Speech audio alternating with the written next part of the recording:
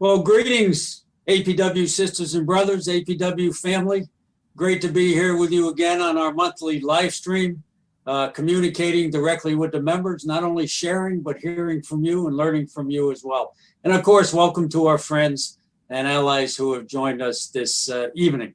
First, on top of the greetings, wishes for your health and safety in these still trying times. We hope you, your families, your co-workers are all well. And again, a huge salute and appreciation for everything you as postal workers have done, connecting the people of this country, tying us and binding us together in these most challenging of times. Let me take 10 or 12 minutes to share a few things that are new and on the agenda, and then we'll go to questions and answers. I want to share with you right off later in the live stream, our Secretary Treasurer, a dynamic Secretary Treasurer, Elizabeth Powell, will be joining us as well to talk about some of the events we have heading into the summer, heading into contract negotiations. And so that'll be some exciting news for all of you. We have, let me just start off that also, I'm not a big person on technology, so I got to be prepped on this. But if you want to share the Facebook live stream, if you hit share on your screen, it will share it as it's going on with your friends. So we certainly ask you to do that. And this time, a number of locals are also helping to host this live stream on their Facebook. So we definitely do appreciate that. Let me start off, since I mentioned the health and safety fight that continues on all fronts, but especially in this pandemic. We're on the verge of extending one more time the group of what we call the COVID memos. We still believe it'll probably be signed tomorrow. It will be extended for approximately 2 more months. Those memos come along with the all-important liberal leave policy of management that enables you as workers together in concert with each other to protect your health and safety, that of your families, and really in many ways that of the postal public. So that announcement should come out tomorrow. We still want to be vigilant. We know we're tired as a people. This pandemic has had a tremendous negative impact on the workers and people of the world, and certainly here as well. But we also want to take into account, while things are looking better, the vaccination seems to be taking hold and helping, that we still want to remain vigilant. We don't want to become desensitized to the fact that on some days over 1,000 of our fellow human beings just in this country are dying from this terrible disease. So we certainly want to be vigilant. We want to encourage people to continue to wear the mask, take the precautions. And on that basis, we have agreed in principle with management, with the support of all the national leaders involved of the various crafts, to continue the memos for at least another 2 months. The vaccination I mentioned is out there. It's now opened up in just about, I would think, every person in every state that's tuning in, that it's now available to people over 16 years of age, some cases even people over 12 years of age. It's not a condition of employment. We're clear with management on that, but we're just as clear that we encourage people to seriously consider the safety factors of getting vaccinated. I've been vaccinated. I think most, if not all, of your national officers have been.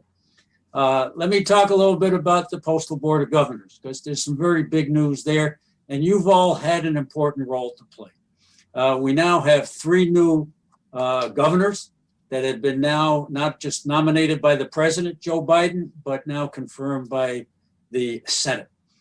So they're due to take office as soon as they're sworn in. They bring diversity to the board. They bring a more community orientation to the board. Don't forget, this Postal Board of Governors, up until these 3 confirmations, is all men, no African Americans, and basically all people out of the corporate / Wall Street world. So we're excited that we've taken this step forward. When I say you had a big role to play, think about this. We presented the new president before he was installed. Maybe the petition was presented right after, but we gathered the signature before Biden was even installed as president, 400,000 signatures. asking the new president, urging the new president to quickly appoint pro-postal, passionate defenders of the public postal service to the Postal Board of Governors. And he responded. And it's quite an accomplishment because normally in the beginning of a new administration, this is far from the top of the agenda. So we put it high up in the agenda. He responded. We think these are 3 positive appointments. And let me just underscore, one of the appointments is our former lead attorney, our lead counsel, Anton Hajar, who's now on the Postal Board of Governors, knows a lot about the post office, knows a lot about the Board of Governors, knows a lot about the Postal Regulatory Commission, and of course knows a lot about union life and what the workers are facing day to day. So that is all good news, and I wanted to share that with you. And of course, later on, I know there's going to be some questions about the 10-year plan, so I'll defer some of my comments till the question period. But those things in the 10-year plans that we had, a plan that we have real concerns about, new people coming on the board can help raise those concerns as well. And we would certainly hope and expect these new governors would be very vigilant about the parts of the plan that are slowing down and further delaying mail. On the plan closings and consolidations, also part of the 10-year plan that we have serious concerns about. We have a 3-pronged approach, brothers and sisters. One is I've appointed our Vice President, Debbie Soretti, with the regional coordinators to head up a fight back committee that'll be dealing with the locals in the field. We'll be allying with the community folks to keep these plants open, to keep the local economies humming. And so that's one prong. The other prong is what parts of the collective bargaining agreement, our union contract, gives us to dig in, normally on the procedural issues that we don't think are right. And we're also moving with that. We have what's called Article 12 officers who are responsible at headquarters of the union to deal with those issues. So we're moving on that front. And the third front is our collective bargaining relationship with management. It's not just collective bargaining at contract time. We collectively bargain all the time because we're union. And so there's been some real efforts that I've headed up to try to have discussions with management about why some of these plant closings and consolidations, or really all of them, are dead wrong, are going to slow down mail, are going to drive away business, and that there are other ways to deal with the concerns that management might have. So we're working on those 3 fronts, and we will definitely keep all of you posted, especially in those areas where we're facing some of these plant consolidations. But think about this. We're not just okay if it's not happening in your facility, because anything that undermines the service as a whole impacts our jobs, impacts the Postal Service, drives away revenue, and makes it harder going forward. So we're in this fight together. Don't take a deep breath just because it's not your plant and there may not be any accessing in your plant. We have to fight together because this is defense of the public postal service and what the law gives the people of the country: prompt, reliable, and efficient services. And we have to fight for prompt services. The legislative arena is moving very quickly and is moving, I think, in a positive direction. We have the bills now before the House. I'm going to get you the exact name: Postal Service Reform Act of 2021. It's HR 3076 on the House side, and on the Senate side, it's S 1720. Both of those, one of the bills on the House side has passed the committee. It now, the Oversight Committee, it now with their complicated arrangements. I have a saying for those of you who have seen The Wizard of Oz, and most of you probably have. I quote The Wizard of Oz when I'm dealing with Capitol Hill, and I say I don't know how it works because there's all this stuff, pay-goes, scoring. Now we got other committees involved beyond the Oversight Committee. So the bill is now in the hands of those other committees, and we're pushing very hard there. On the Senate side, the identical bill to the House version has been submitted on a bipartisan basis, 10 Republican senators, 10 Democratic senators. That's good news, APW family, because this isn't going to go if it's not bipartisan. Now, very quickly on the legislation, it's not a perfect bill. There are a lot of things we would like to have addressed that we're going to have to do at some other point, because we have to keep all the parties that are the major players here together on things that we can unite on. So when I say the major players, you're talking about the 4 postal unions, you're talking about the mailing community, and you're talking about postal management. So what we decided to do is agree where we can agree and focus on that, quote, skinny version or slimmed down version of the bill. And some of the fights we're going to have to wage will have to be at other times in other legislation. But the 2 key parts of this bill before Congress now are: 1, repealing the prefunding mandate from 2006 Postal Accountability Enhancement Act, this absurd, draconian law that made the post office pre-fund retiree health benefits 75 years into the future, defunded the post office, drained the post office of resources, made it so they couldn't invest in things like new buildings, upgrading lobbies, a new fleet, staffing, and proper staffing, and so on. So that's a key part of the legislation. It doesn't put a lot of cash in the post office pocket, but it takes off tons of financial and political pressure. The other key part is what's called Medicare, the Medicare Integration piece. And there's probably some misconceptions about what it would mean for the future. Number 1, and we would not have supported it otherwise, we will remain part of FED, the Federal Employee Health Benefits System. We would not consider or support any legislation that took us out of FED. Number 2, we only want Medicare integration to be prospective, because what it means is that when we retire and become Medicare eligible age, we would have to have Medicare A and B. It's not a novel idea. It's not unique. 80% of our retirees do it voluntarily, so you know there's something good in it. We think that it's a win-win. It'll save the Postal Service money. It'll actually save the current workers money, because it will help suppress the ever-rising healthcare premiums that we all face. When we retire, we will have a financial obligation for Medicare B, but we think that will be completely mitigated by cheaper insurance along the way, and the fact that when we have both Medicare B and then FED plan, that we get 100% coverage, so there's no copays, there's no deductibles, there's no catastrophic limits. And so all the people that we've talked to, we've done a lot of due diligence, a lot of actuaries, meeting with our health plan, meeting with the Postal Service, meeting with the other postal unions, meeting with our own actuaries, and meeting with our retirees, that this is a positive and fair path. So we're excited about the prospects for legislation. This is the best prospect we've had in 15, 12, 13, 14, 15 years to straighten out some of the problems of the past. We're not there yet. We'll certainly be calling upon you to make the phone calls. And in fact, one thing you can do following this call is to call Congress to support this legislation. Again, the HR 3076 in the House and Senate Bill 1720 in the Senate.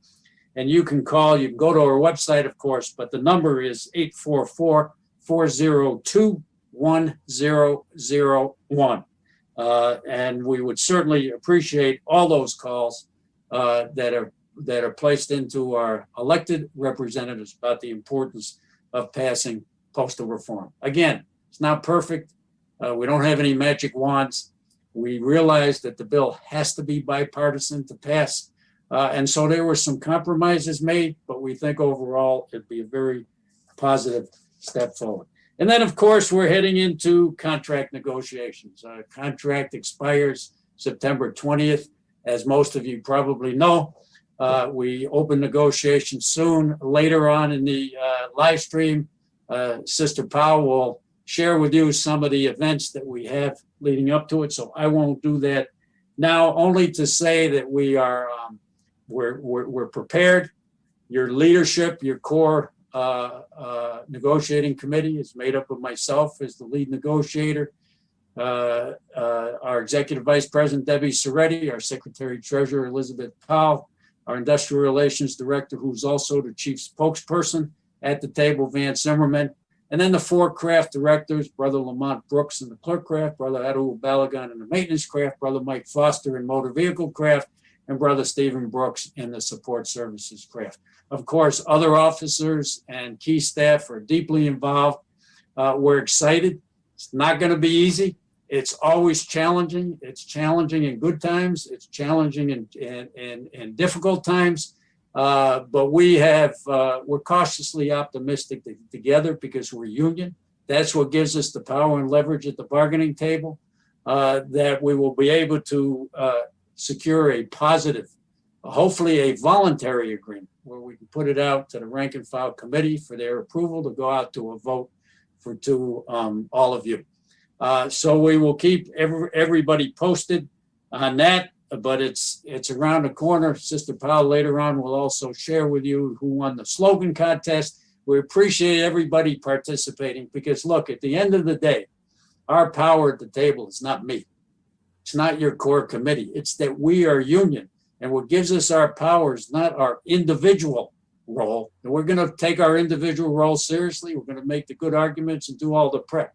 But what really gives us the power, the difference between us as workers who are unionized and those who are not, is the boss has to sit down with us and negotiate because of all of you, because you're members of this union, because we have a collective voice. And we have to make that power heard at the bargaining table.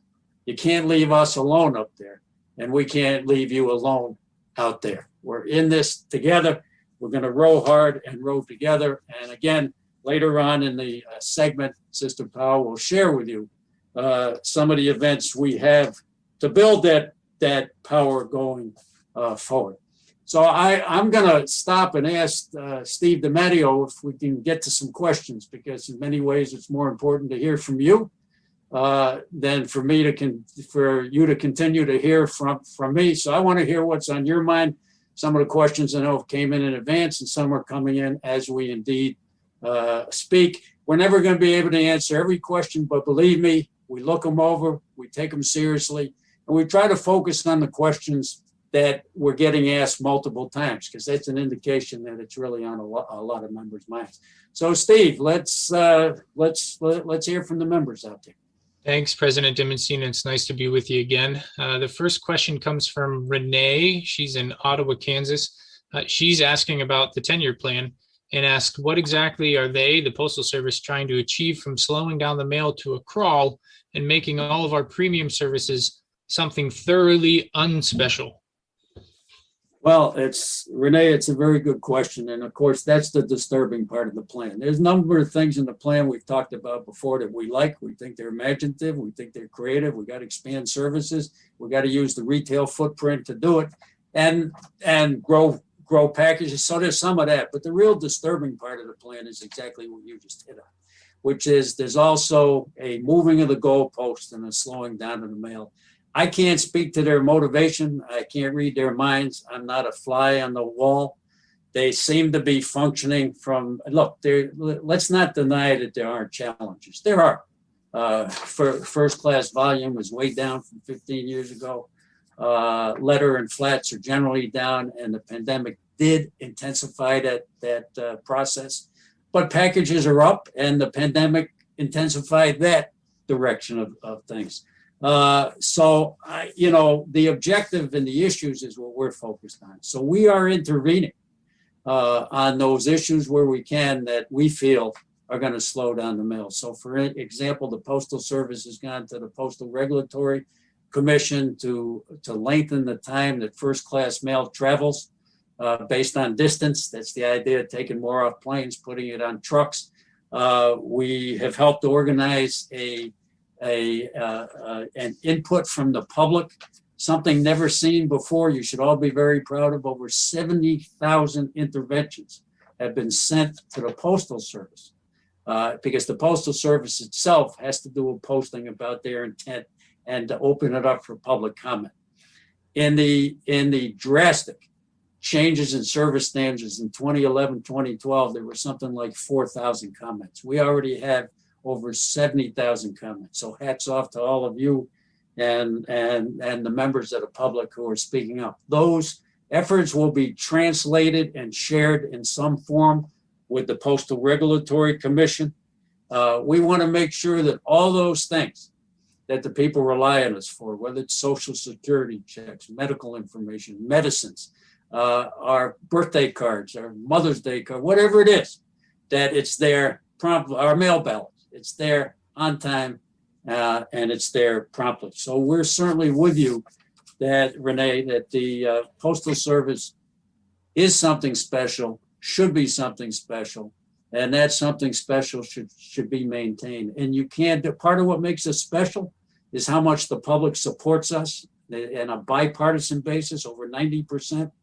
And if that bond is broken with lousy service, that bond between us as the public postal service and postal workers and the people, then that's where the privatizers will come in and try to kill us. So we share your concerns. The PRC does not have authority to force the post office to not do these service standard changes, but they can do an advisory opinion, and we're working hard to make sure that advisory opinion is strong. At the end of the day, it's going to come down to the people of the country to make sure that the public services are those that they deserve. We have a role to play in our contract negotiations and other ways, but at the end of the day, people of the country are going to have to demand, and are demanding, that the public postal service remains robust and vibrant for generations to come. So I very much appreciate that question. Great, thanks, President Dimondstein. The next one comes from David in Monroeville, Pennsylvania. He asked a question lots of folks are asking about in the chat as well. They want to know more about the practical effects of the healthcare change in the Postal Service Reform Act. Can you go into a little more detail there? Sure. So the practical effects are obviously when people retire and reach Medicare eligibility, they will have an obligation to be in Medicare B. Medicare then becomes the primary provider, and FEB becomes the secondary. So what Medicare doesn't cover, FEB does. So for our current retirees, there's absolutely no change. Nobody will be forced out of the situation that they're already in. In fact, those retirees who did not take Medicare B when they became eligible and maybe now wish they had, as a penalty every year that you don't take it, that penalty will be waived. So there's some people, some retirees who will take this as an opportunity, and it will be a good opportunity to jump in and grab the Medicare B portion without any penalties. But other than that, our retirees are not being touched at all. So this is prospective. This is future. So as I was saying earlier, when somebody both retires and becomes Medicare eligible, they will have to purchase Medicare B. The practicality is that because Medicare becomes the primary provider, there's less pressure on FEB. There's less pressure on our health plans, and there's less pressure on the portion that we're paying, and there's less pressure on the portion that the Postal Service pays. So according to our actuaries, and those are the people we have to rely on to chart these things out and to help share with us whether economically it makes sense for the people that we represent. The cost of premiums in time will maybe go down, but if it doesn't go down, it won't rise as rapidly as it would have otherwise. So it's quite likely in a few years' time, active postal employers may be paying $50, $60, $70, $80 a month less on their premiums because we made this change. It'll be a postal-only group within FEB. So the savings will only go to the postal worker group. And then again, once people are retired, about 80% of our retirees do this voluntarily.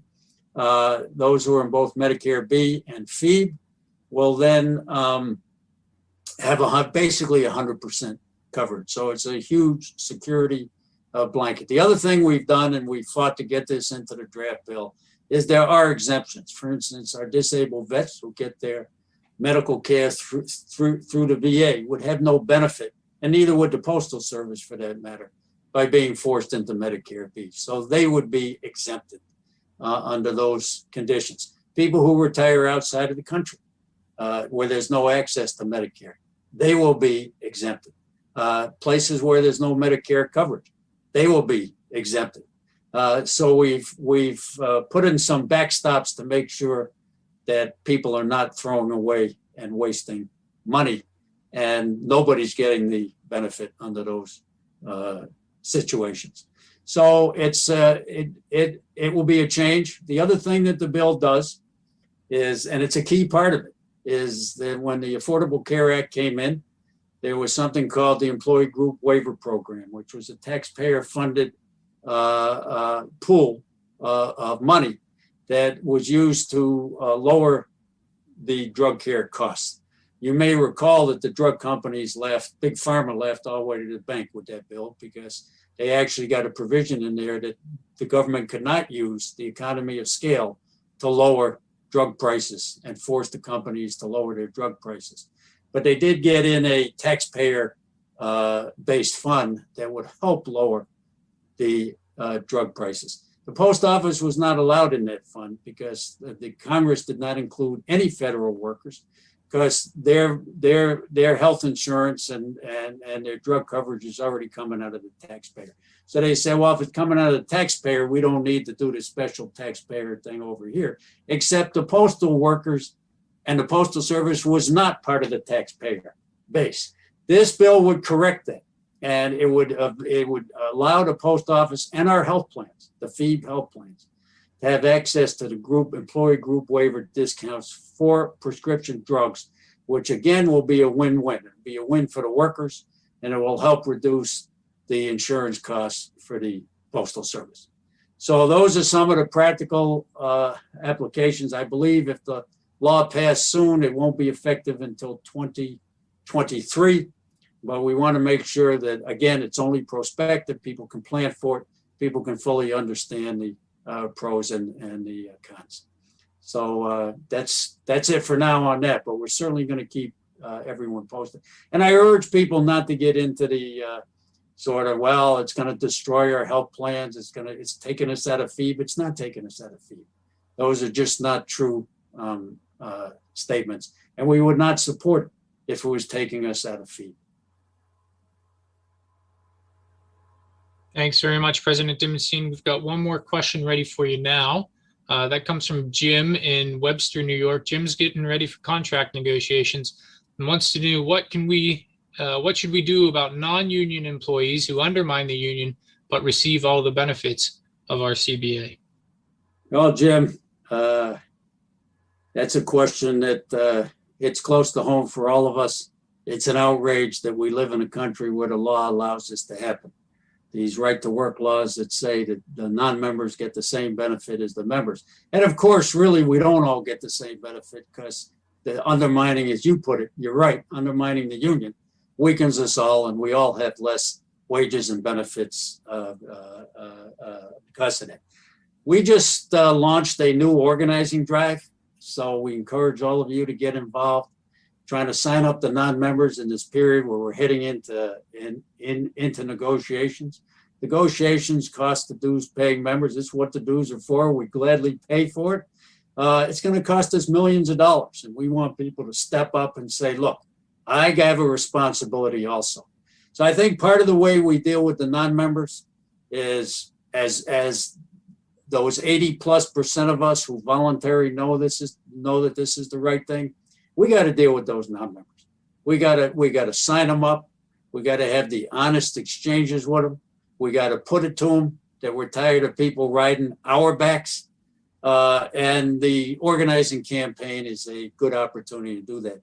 We also now have the ability for anybody to sign up online who's not a member. So you could do it in the break room. You could do it before and after work.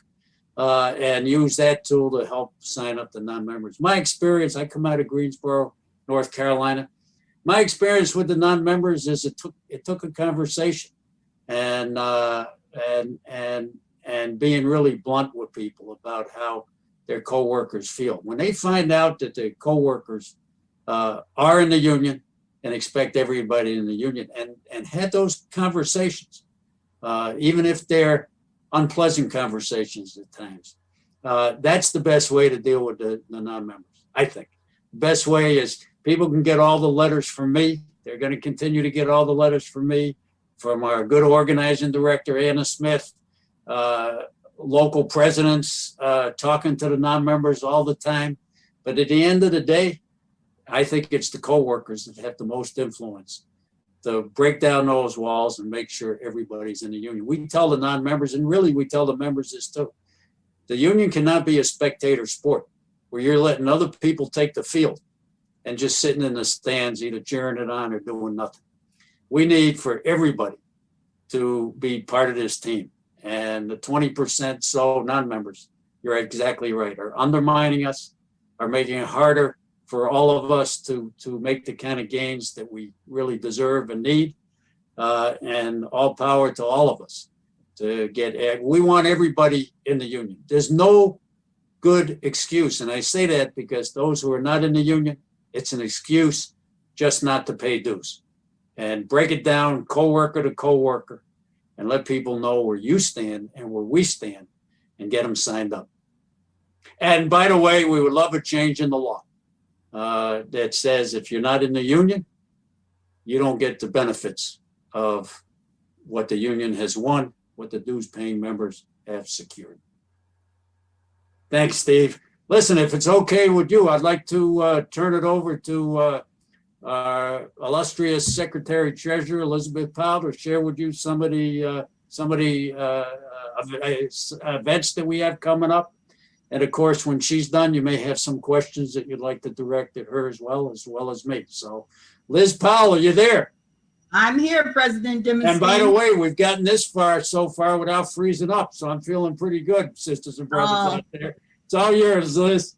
That's because we're fired up and ready to go. You know what the union does. All right. Good evening, APWU family. And thank you so much for joining us this evening. It's such a pleasure to be here with President Dimondstein as we hope to get you fired up and ready to go. We can follow our negotiators to that opening day and be there on June the 22nd. As President Dimondstein said, the contract expires September the 20th, but we want you to be ready prior to that. We have scheduled on June the 15th, 3 town hall meetings, 2 p.m., 6 p.m., and 9 p.m. This will allow you to ask your questions of your negotiators and get an answer.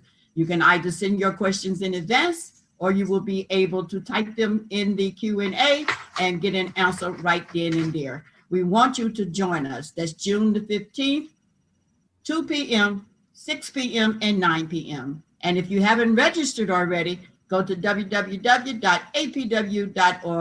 and do so right away.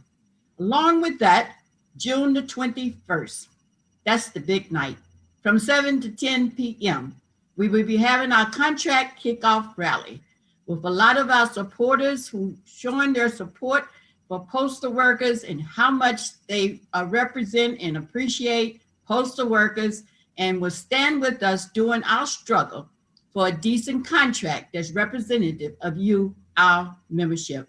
We want you to join in with us. It's from 7 to 10 p.m. Everything here is Eastern Standard Time. You can also go to www.apwu.org and register for that. Now, the big day, June the 22nd. That's when we meet at 10 a.m. across from the Postal Service to start working on a new contract. It will be live streamed for the first time, I do believe. Because of the pandemic, it's what we had to do.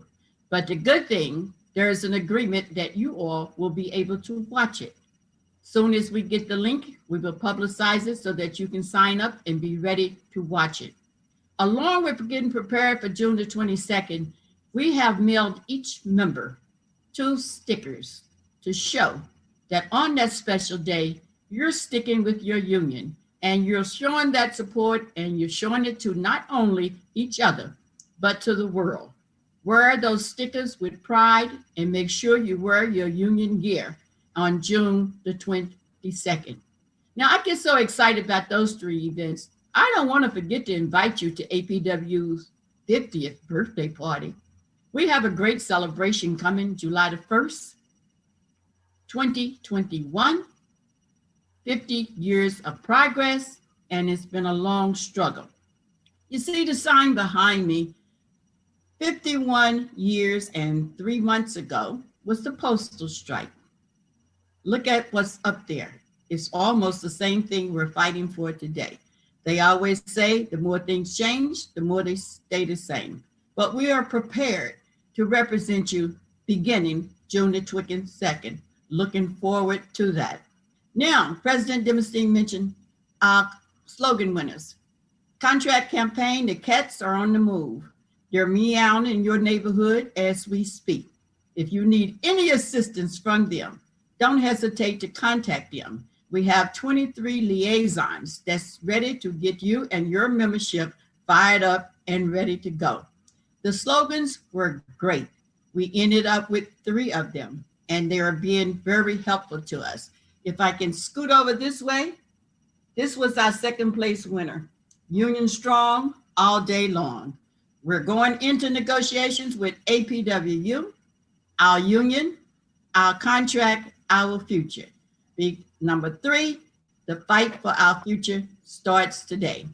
Those winners are respectively and successfully from South Shore, Massachusetts, St. Louis Gateway Area Local, and last but not least, Columbia, South Carolina. So thank each and every one of you for your participation. We look forward to seeing them. You're going to get more stickers from your local. You're going to get more buttons from your local. You're going to get a whole bunch of stuff till you're going to get tired of sticking yourself. Just don't stick yourself with the pins, but we appreciate you sticking with the union because we're there for you. You are there for us, and we appreciate everything that you do. Thank you, Liz. Stephen, we got any questions for Liz Powell directly or just in general for both of us? We've got a number of questions coming back in. Let's hop back to one from Jamie in Radcliffe, Kentucky. Jamie wants to know how he can become a union official or a union steward. First of all, and I always tell everybody, you got to like people. If you like people, it's easy for you to become a representative in your local. The first thing you should do is get in touch with your local leaders. Find out if they need any assistance. See if you can serve on a committee. Make sure you go to your membership meetings and become helpful. They need the voice. The more we have, the stronger we are. First thing you got to do is get involved. Thanks, Stephen. Agreed. Thanks very much, Secretary Treasurer Powell. Liz, you mentioned the 50th anniversary of the union. Can you tell us a little bit more about what the merger meant for our struggle and the struggle for good jobs and good service? Yeah, well, once again, the sign behind me is very self-explanatory. 51 years and 3 months ago, postal workers went on strike because during that time you had to go to Congress to ask for everything that you wanted. It depended upon them whether or not you got a raise. 9 times out of 10, it wasn't a decent raise. After the conclusion of that strike, 5 of our unions, special delivery, motor vehicle, maintenance, and the 2 clerk unions decided they had more power and more bargaining power if they merged and become one. So on July the 1st, 1971, they signed a merger agreement, and that's why we are now known as the American Postal Workers Union, AFL-CIO. 50 years of progress, and we're still moving forward. Thanks, Stephen. My pleasure. The next question comes from Cheryl Swain. Cheryl was on the Facebook feed. She saw the news about some of the rifts coming down for the management levels and wants to know if district craft employees are going to be affected with the current area district and headquarters RIF. That's a good question. We're concerned. We're being told thus far by management at our level that there will not be a negative impact. But when they do away with district offices, and we have some really good bargaining unit positions in those district offices, it's hard pressed for me to see that there's not going to be some impact. We're paying a lot of attention to it. Lamont Brooks, our clerk craft director, and I, and Vance Zimmerman, our industrial relations director, have had conversations about this. And so we're keeping a close eye on it. And if you have any information, that please have your local leadership let us know.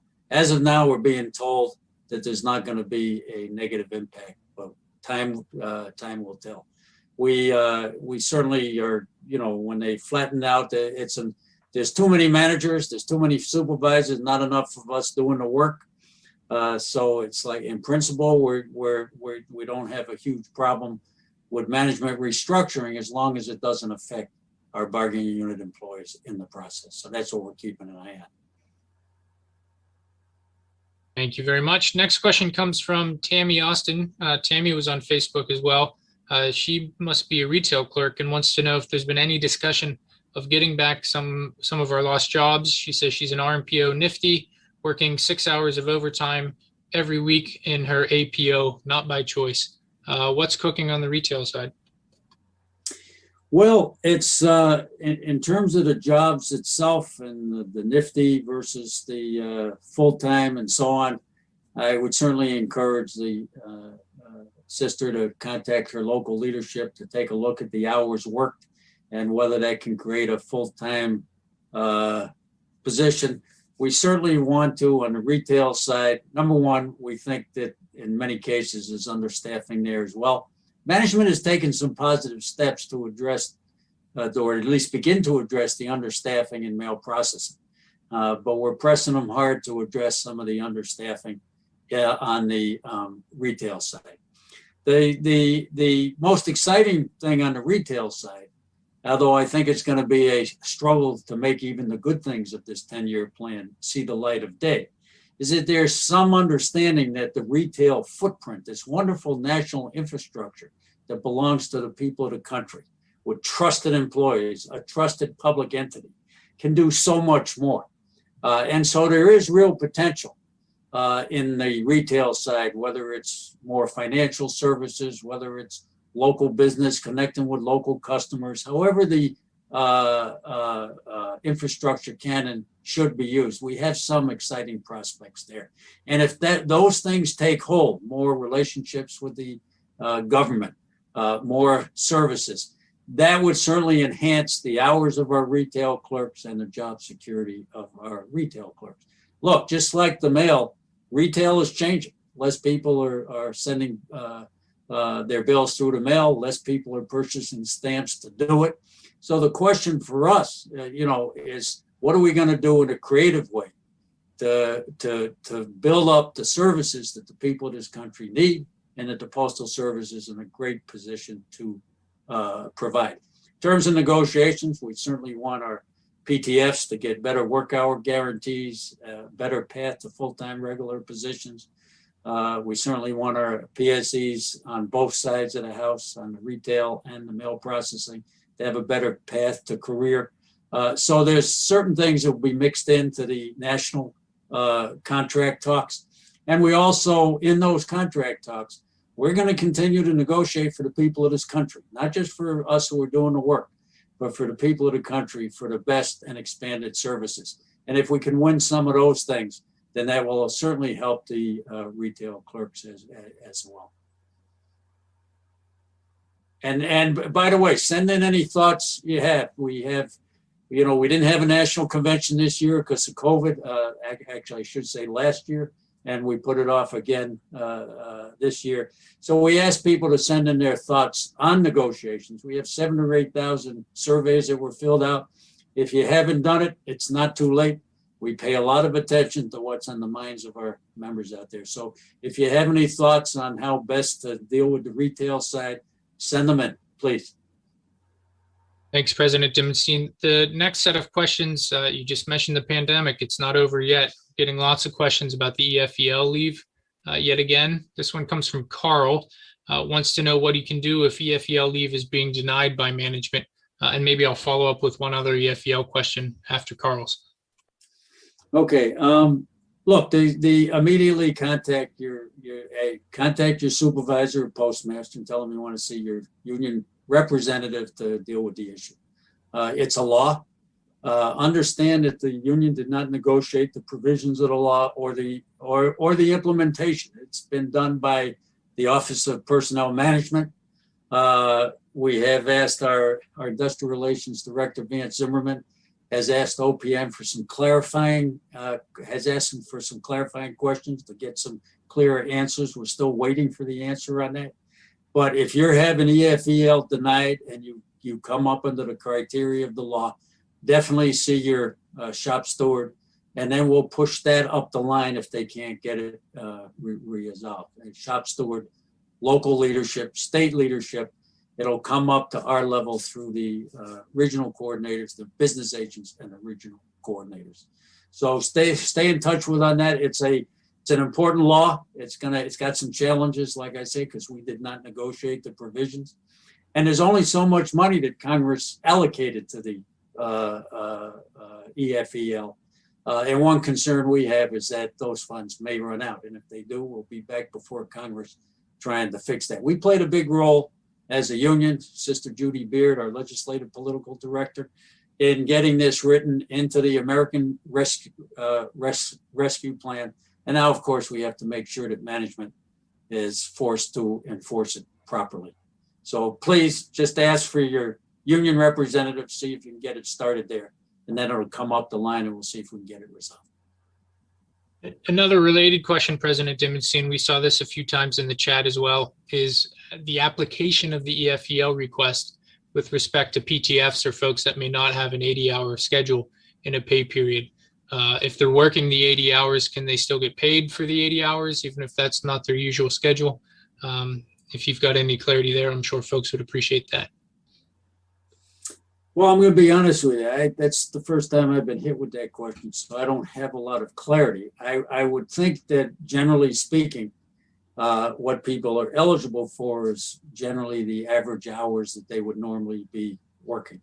And that fluctuates. So that may become a point of contention there. And again, if someone's facing that dilemma, I would ask to see your union representative. You invoke that by asking your supervisor, your postmaster, to see your union representative. They have a right to ask you the general nature, nothing specific, very specific, but the general nature, and you can always give it to them that it deals with EFEL. And then try to deal with the question of how much leave is being paid. I honestly don't have the exact answer for the application of the law to people that normally don't work 80 hours in a pay period, but I will certainly get that answer and we'll get it out there. Liz, I don't know if you have any more insight on that than I do. Probably not, but no. You're on mute. You'd be used to that by now, right? No, you're right. I have no other information on that. Yeah. Well, here's a quick. Very, very, very interesting question, and we'll follow up. Great. The next question comes from Jeffrey Bash. He was on Facebook. He's fired up and ready to go, Liz. He wants to know all about wearing union gear, but how can we wear it if it's not permitted uniform attire? What do we tell folks that need to be in union on gear day? Unfortunately, if you're in the public eye, you're absolutely right. You have to be in your uniform on the window, or if you are in motor vehicle. We apologize for that. But I think the last time that we did this, we ordered wristbands, and we may be able to do that this time. And that shows that you are unified and that you're with it. So we are prepared to do that. We will make sure that each of you get the wristbands during this next few months or weeks of negotiations so that you can feel that you're a part of wearing that union gear. Super, thanks very much. Next question comes from Michael. He's in Burlington, Kentucky. You mentioned the service standard issue off the top, President Dimondstein. He wants to know what's being done to restore service standards to the 2012 levels. He also wants to know if there's any update on our fight for postal banking. Okay, let me start with the second question first. Both of them are very good, as all of the questions have been. We continue to press management on the need to at least do some pilot programs on expanded financial services. We use postal banking as a general term, and we hope someday to get back to an actual bank that once did exist in this country. But we think the first steps are to do some pilots with expanded financial services that do not take legislative change. A postal bank would take a legislative change. So we've had a number of proactive and I think productive meetings over the last 2 or 3 months with management. We don't know yet exactly where it's going to land, but we have found a group of managers that are certainly intrigued, interested in the idea, and are willing to continue to meet and plan and see if we can bring some of these pilot programs to life. once we bring some of the pilot programs to life, we're going to work very committed. We're going to work very hard to make it a success, to make sure the word gets out to the people of the communities that these services are available, to show that it meets a social need in this country of this predatory payday lending, check cashing industry that preys on the people, and particularly low-income people, particularly people of color, veterans, single moms, and so on. So the good news is that we're having some, I think, some very productive conversations. We don't yet know for sure if, although it's looking positive, but we don't know for sure if, and we don't know when. But we are going to continue to have those meetings and continue to press the issue. The first part of your the first question was around restoring service standards. Absolutely agree with you that the change that Postmaster General Donahoe did in 2011, 2012 to reduce service standards has driven away business, driven away revenue. And it's part of the challenge now facing the post office, because we're not taxpayer based, at least not now. And if there's not enough revenue, then how do you carry out the mission? And changing those service standards drove away a tremendous amount of revenue. This is a time that the public want things quicker and sooner, not slower and later. And so if we're not there for the people, they're going to go elsewhere. The path that will likely take, if we can ever get there, and we have tried, is in the appropriations process in Congress. But every time it gets raised, it's all this thing. It's going to cost $1 billion. It's going to do this and that. And we think those figures are bogus. But those are the figures that Congress has been given by the CBO, the Congressional Budget Office, I believe, is the one that gave those figures. So we're going to continue to press, but just like trying to slow down and stop these negative changes of the 10-year plan to service standards, at the end of the day, we're going to have to rely on and rally with the people of the country to demand a restoration of the kind of services that they need and that they deserve. So we are paying close attention in the appropriations process. We have every year. It's the way that we, along with the letter carriers, have protected 6-day delivery. It's been the appropriations process. We think there is some new opportunity to make some gains in that process and have bipartisan support. Because the poor service and the slower service is affecting people of every community throughout the political spectrum. Thanks very much. The next question came from Maria. She was on YouTube. She's got a recommendation for bargaining and asks, when can we pull together to eliminate all PSE and PTF positions across the board and make one level of full-time clerks? Well, look. There's certainly our goal would be to have an all-career workforce. We've made no bones about that. We've made some progress in the last 2 rounds of bargaining towards that aim. But understand that we're negotiating with an economic pie, and everything has economic consequences. And to take one fell swoop from a 20% PSE workforce in the clerk craft to a 0, probably, I haven't added it up lately, but it's a big price tag. So the question is how to get there. It's in stages. We made some good progress in the last round of bargaining between the 2 wage scales of the career workforce, where we won back 2 of the 5 lower steps. We're going to continue that march if we can. It's certainly going to be right on the top of our agenda. I'm not giving up any state secrets there. We all know it. Management knows it, that's one of our goals. We would certainly like to see more of an all-career workforce. In 2015, we won it in maintenance. We won it most of the way in motor vehicle. So we are certainly going to be striving for that. Short of getting that, we certainly want to have a better path to career for PSEs, and while people are PSEs, a better life, and for our PTFs as well, who also live in a world of insecure hours of work in terms of their guarantees. We definitely want to make some progress there. So certainly in principle, I completely agree.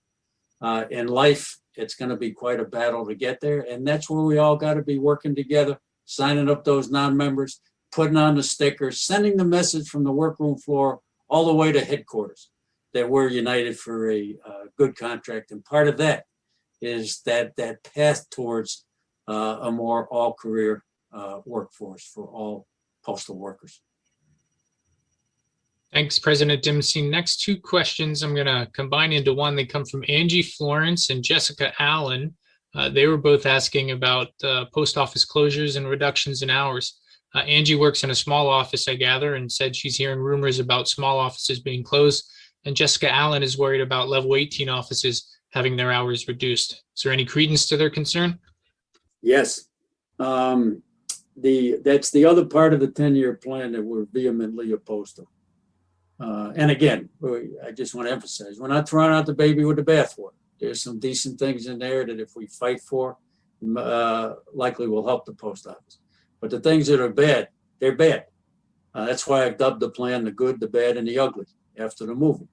Part of the plan that management put forward is to reevaluate the post-plan offices, the 2, 4, 6-hour offices, and that includes the 18s, the APOs, that those RMPOs are attached to. Management always had that right. It's nothing new. They didn't need a plan to do it, but in the plan, they're saying that they are gonna reevaluate the post-plan offices. And we know when they start to say they're gonna reevaluate, they're looking to reduce hours. So I think the concern is real. Part of what we're pushing back on, and we're willing to take this with your help, neighborhood by neighborhood, post office by post office, community by community. Part of our argument now is that there's some good things in the plan about expanding retail. You can't do both. You can't be cutting retail hours and have any success in expanding. So what we want the post office to do is to scratch that part of the plan. Let's work together on expanded services in retail and see where we are 3 or 4 years from now after we've done all these new creative things that the post office can and should do. But the concern is real. We're in it together. If any post offices hours are being reduced now, let us know because we do have an agreement with management that is not to be going on now. And if in the places it's happened, we have gotten the post office to reverse those changes. For example, in some small offices, they started adding an extra hour that the office would be closed for lunch, or started closing an hour earlier than they would have otherwise. When we know about those things and we shoot them up the line, we can get those things addressed in the immediate. But the longer run battle is there, and that is to keep these smaller town post offices, mostly in rural America in terms of the post-plan offices, open. The plan has also talked about eliminating some retail units in urban areas. And that's something we're also definitely opposed to. You know, it looks good on paper. You got a post office 4 miles away, so you can close this one in the neighborhood. Well, try going 4 miles in a major urban center. And when so many people don't have cars. And so my wife, when we lived in Boston, she used to travel, I think it was 6 miles to her place of work, and it would take her 45 to 55 minutes on public transportation. So what they look at on a computer of where the neighborhood post offices are isn't what it is in real life. So we're absolutely opposed to post office closings, really basically everywhere and anywhere. And we're in this fight together. So keep us posted on what's going on in the field, and we'll keep you posted from everything we learn and know in terms of pushing back, fighting back, and keeping these places open. And the people of the country support us. They want their post office open. Right. And it's not a business. It's not the United States Postal business. It's the United States Postal Service. And we have to keep that front and center and hold management's feet to the fire on that issue.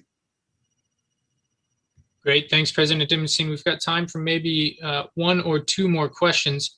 Let's talk about a big business. We've got a question from Brian O'Hare. I think we just mentioned the Bessemer, Alabama union drive on the last stream. He wants to know, is there any APWU organizing happening around the issue of Amazon? And maybe you can talk more generally about how we can support those unions that are in that fight. Well, another wonderful question. Listen, we're for organizing our entire industry, whether it's, when I say the industry, the postal, mailing, package industry. We considered all of our work. We're very interested as a union in organizing Amazon workers. We have to bring each other up in this industry. And if we ever go to interest arbitration, when we go to interest arb, what they're doing is they're comparing us to those who are doing similar work in the private sector. It's in our own interest to build up our industry, to unionize our industry, for workers to have a collective voice and to rise through better wages, benefits, rights on the job.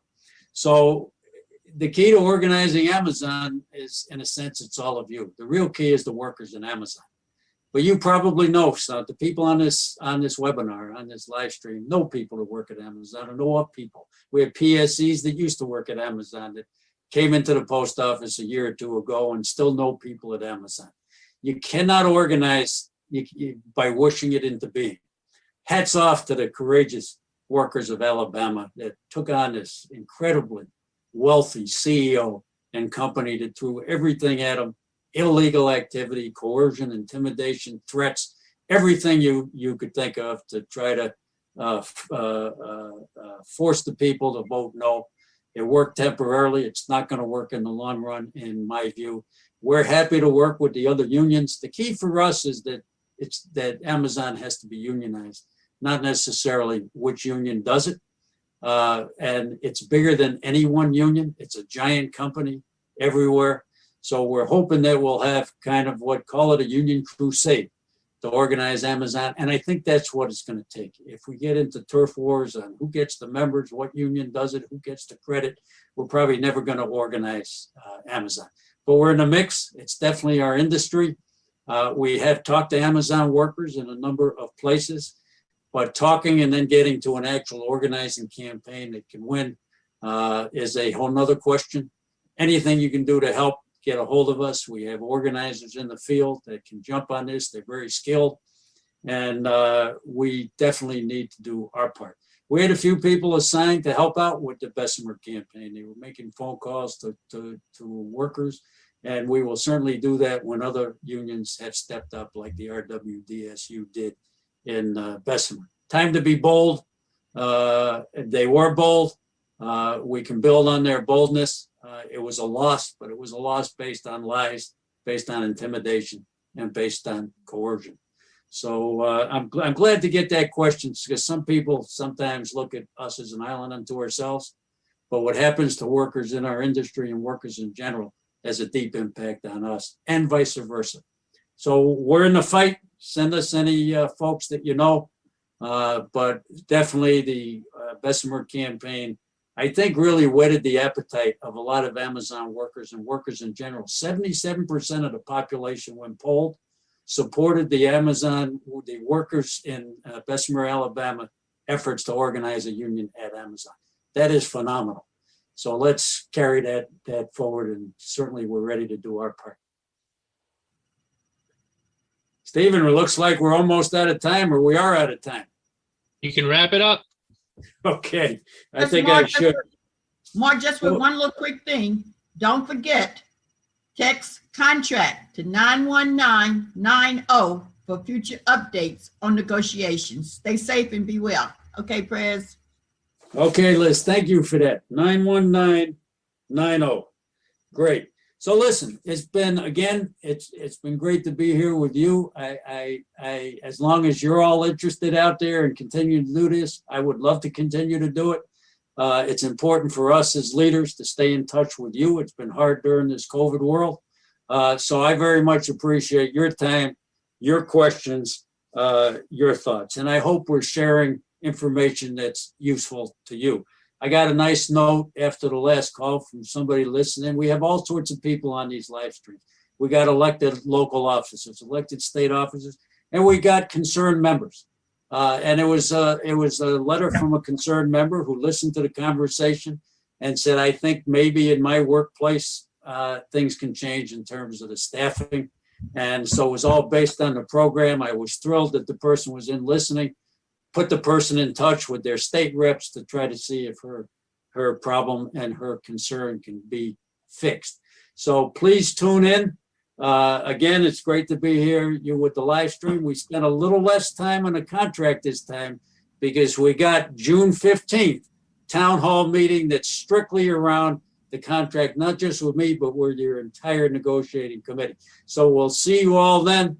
In the meantime, sisters and brothers, APW family and friends, solidarity forever. Take care and be safe and be well.